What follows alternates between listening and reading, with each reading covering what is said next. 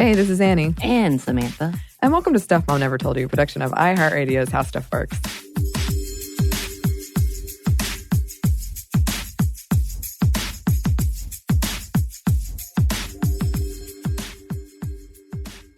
You have probably heard about our topic today, this study that is making the rounds in our news cycle about men and recycling, and specifically heterosexual men who don't recycle because they are afraid that doing so will make others perceive them as homosexual. Right. So yes, this is a story That's the first thing. Homophobia, among other things. Yeah, that's the first thing I think. You recycle? How dare you? You must be gay. I mean, I thought that's what we all thought. No, sarcasm. There has been a lot of stuff. I just wanted to say at the top before we get into this. There's been a lot in the news lately about the merits of recycling and the problem of recycling poorly that a lot of us do. Me. I know that I was shocked to learn some of the things I should have been doing this whole time, and I didn't realize, like taking the little lippy thing off bottles. Yeah, I didn't know little that. plastic bits. Yeah. So keep that in the back of your mind as well. The China not taking our waste anymore or recycling, so some places are burning it. Thanks, Trump. I have tiny hands.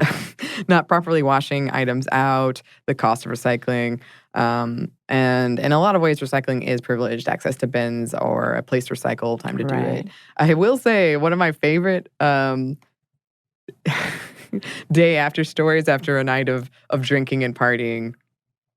I had been telling people about this, that I heard a story about how we're doing a bad job recycling and we need to wash out all of our plastics. And the next morning, I woke up and I opened the dishwasher, and there's all this plastic stuff in there. And I called out, "Who did this? What is this?" And my friend was like, "You said we didn't clean ours." Your friend was doing exactly what you asked. Sure, it might melt into the system and everything goes wrong with the actual dishwasher, but she was doing what you asked. I guess I can't blame her. You know. You're right. Also, just wanted to mention, side note, people have been recycling since 400 BCE. What does that look like? Long time. I mean, I think it was probably just, Reusing. Cleaning, Gotcha. reusing. Okay, so just to start out, the average American produces 4.3 pounds of waste a day, adding up to an annual 243 million tons. The more industrialized a country, the more waste it produces generally. But okay, so this study that we mentioned, researchers at Penn State University recently published a study in the journal Sex Roles called Gender Bending and Gender Conformity, the Social Consequences of Engaging in Feminine and Masculine Pro-Environmental Behaviors, that found participants perceived men who used reusable tote bags as less masculine.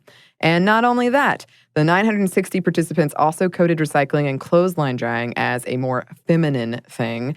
Both male and female participants reported that, which of course is a bad thing in our ridiculous gendered society. Previous research has come to similar conclusions, and this has an impact on the health and future of our planet.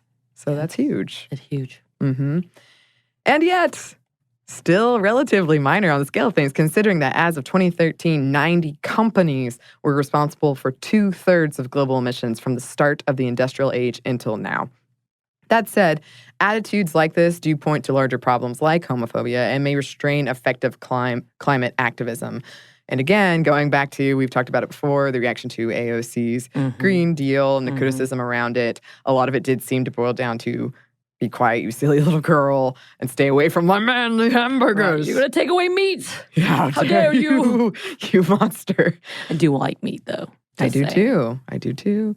But it was a little over the top. A bit. Just a bit. Just a bit. And we've also talked before about the feminization of the Democratic Party at large, and climate as a part of that is damaging when it comes to having a global impact on climate change. And on a personal note, I have to say, when I see people doing environmentally friendly things, I never, to my knowledge, have thought that they are gay. But I have thought they're probably liberal, which is messed up in itself. I agree with you on that. Never really placed some idea of a sexual identity on it, but did think of it as a city thing, quote unquote. Yeah. I grew up in a very rural area, and that didn't have any of the city trash pickup Right. or recycling bins and any of that such. And so I had no real concept behind recycling. I knew what it was. Of course, I watched Sesame Street. Recycle, reduce, reuse. Sesame Street. I did learn that growing Look at up. that, the power of Sesame Street. Hey, look, there's a lot of power behind Sesame Street. We believe know it. this.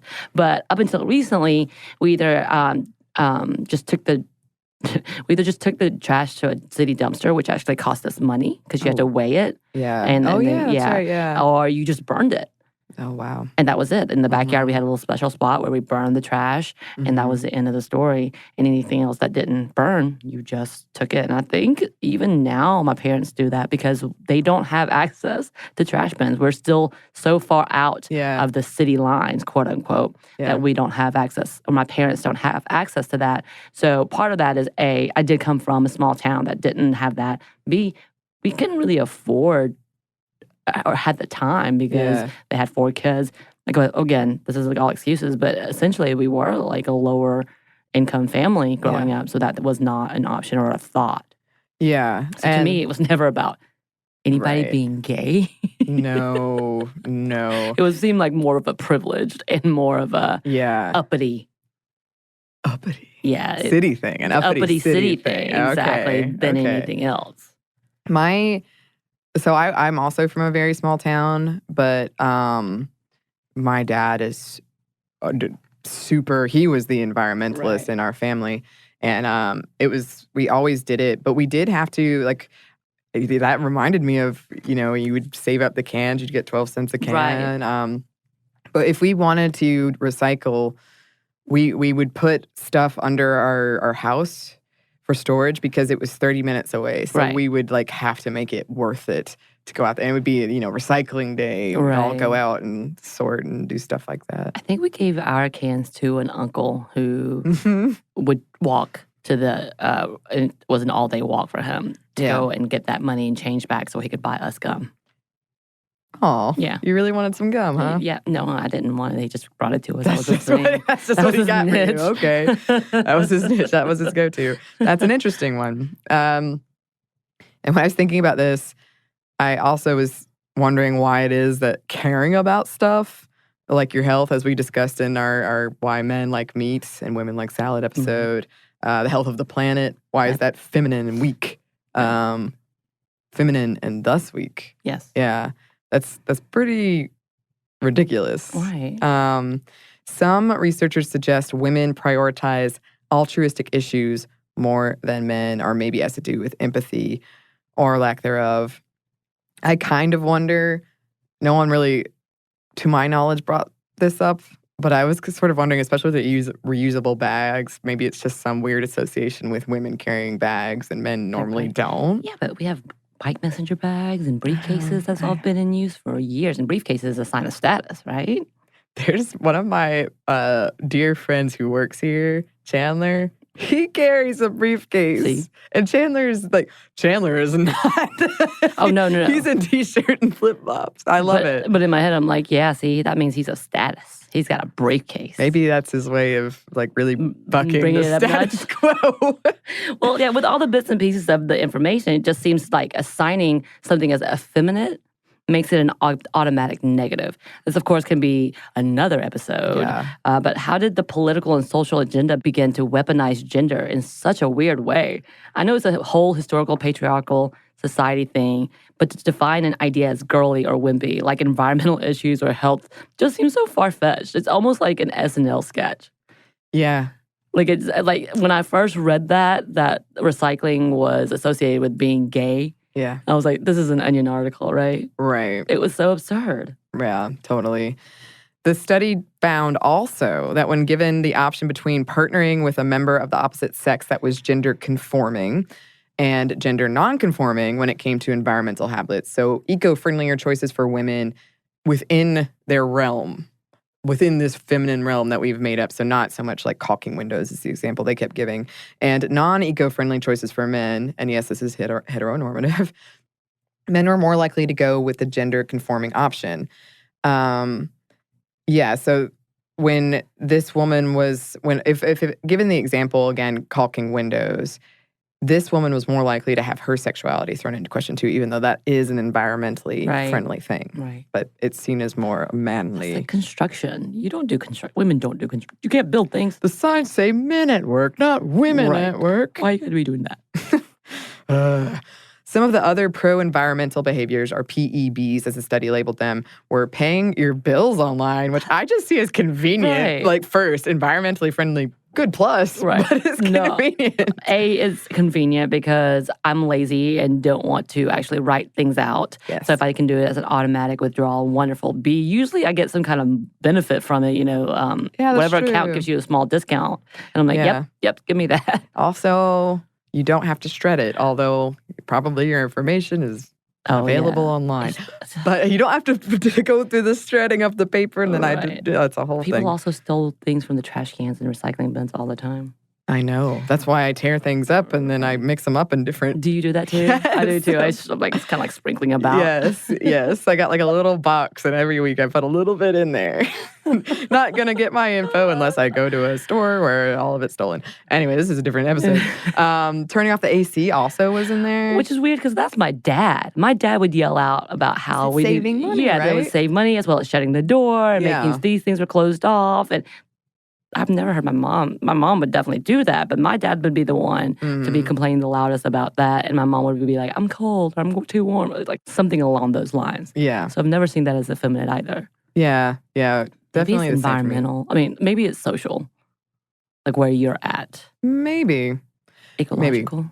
Yes. Whatever the word. And I will say, and we're going to talk about this a little bit more in a second. At first, I was hesitant to talk about this at all because a lot of times these studies come out and they catch headlines and it's kind of the news cycle getting really excited about something and there might not be that much actually there. Right. But there have been several studies around this and they've found similar things. So even if it's hard, people are complicated and it's really hard to get to one thing, why.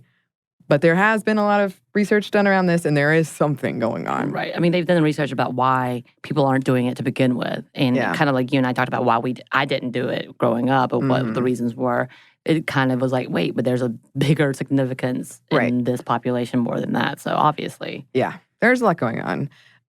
Women in the study, they expressed a desire to associate with women who shared their views on the environment and the behaviors that came along with that. Yeah, from lead study author Janet K. Swim, she says, we were surprised that it was only women who experienced being avoided if they engaged in non-conforming gender role behaviors. We can't say why this is happening, but it is a social consequence.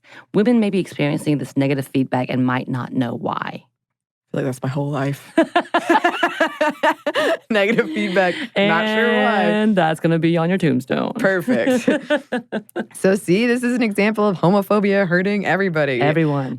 Primarily LGBTQ plus people, of course, but everybody. This is deeply ingrained. Even a dude who is all for LGBTQ plus rights might chafe at being, quote, mistaken for being gay. Right. Same for women. It can lead to violence or refusal to back down to make sure manliness is intact when it comes to fights. It contributes to a culture that accepts the degradation and even assault of women. It might prevent men who suffer from depression, anxiety, and suicidal ideation from seeking help for fear of seeming gay. So this is pretty big. It's pretty big. It's very important. And we do have other studies that we can talk about in regards to all of this. But first, we're going to pause for a quick break for a word from our sponsor.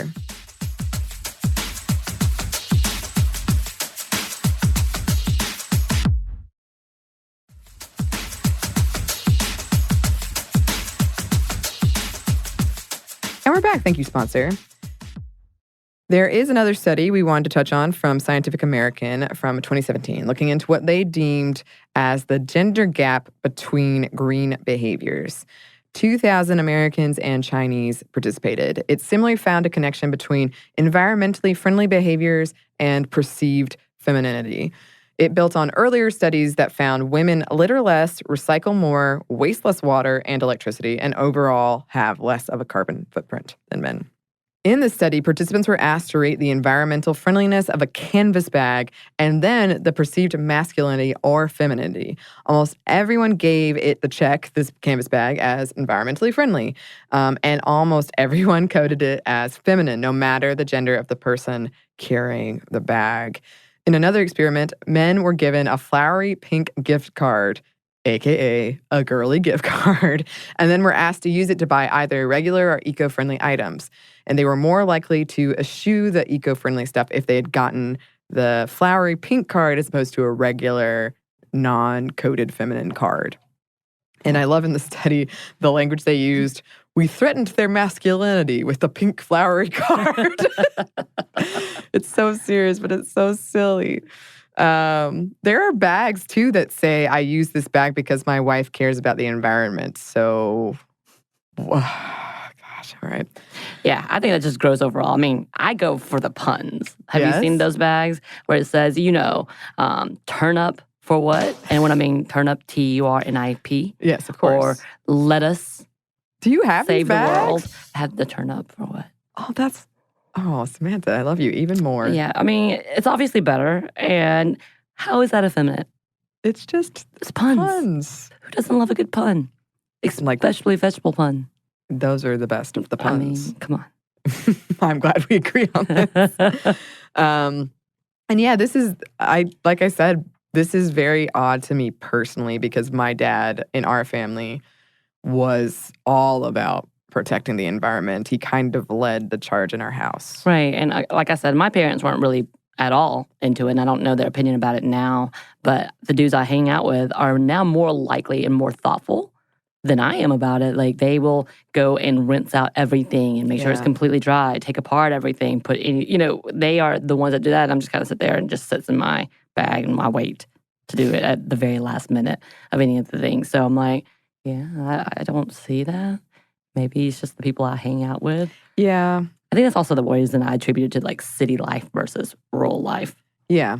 Yeah, I think those are both valid points. Another study found that this behavior of safeguarding masculinity when it comes to green behavior is conducted in public and private, which is fascinating to maintain your self-perception of your masculinity. Fascinating.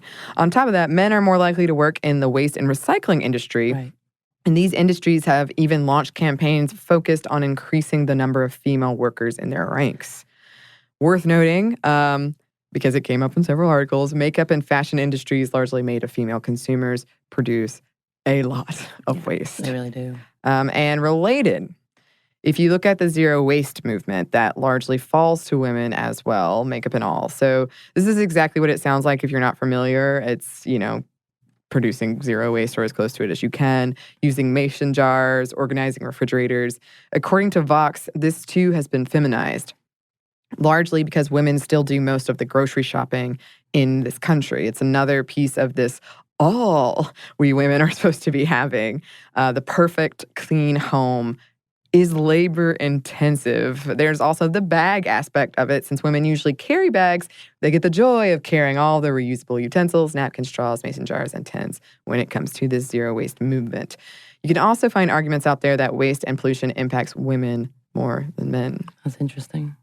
Yeah, I think the whole no waste movement and doing all of that, that's a lot of work. It's so much work. When I watch people talk about how they have to do it and what they do, it's a lot of thought process. And yeah, I'm lazy, but I need to do better.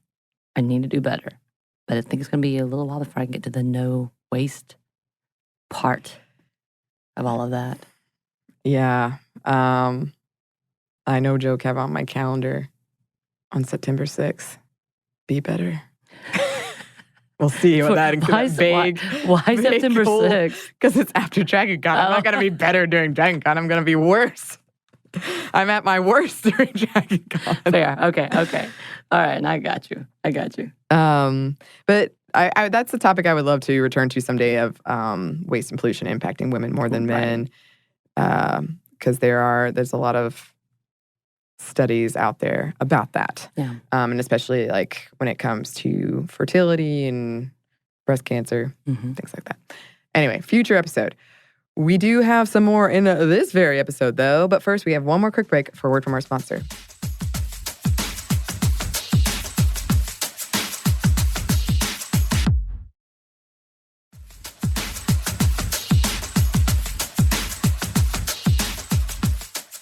And we're back. Thank you, sponsor.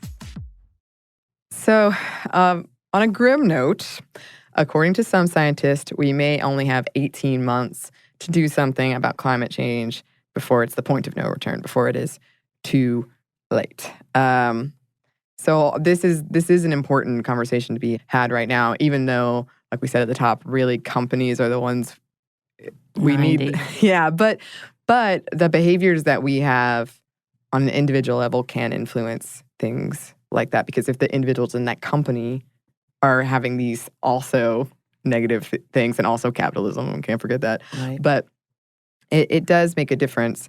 One of the studies suggested masculine-friendly marketing around eco-friendly products and behaviors, which I guess if it helps, but oh my gosh. From Scientific American, eco-friendly marketing messages and materials can be designed to affirm men's masculinity and give them the confidence to overcome their fear of being judged as feminine when engaging in green behaviors.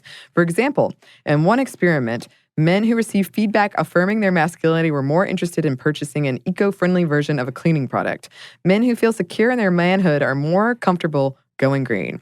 Second, green products and organizations can be marketed as more men-environmentally friendly. That was them, not me. That made me want to vomit a little bit. With more masculine fonts, colors, words, and images used in the branding. To illustrate, men in one experiment were more likely to donate to a green nonprofit with a masculine logo, which black and dark blue colors featuring a howling wolf with the name Wilderness Rangers in bold font, than one in a traditional logo, green and light tan colors featuring a tree with the name Friends of Nature in a frilly font. Make the man feel manly, and he's more likely to go green. I don't. We've got the solution. This is helping. Not helping. No, I also have seen ads lately come my way on this very show about they're trying to turn cleaning into a masculine thing, so women feel better about doing it. What? This is missing the whole point. Wait, is this like a reverse psychology type of thing? It's like, women, we know that it takes a real tough person to clean the house. And that's women doing most of that work. So you're super tough. What is happening? What is happening? Wow.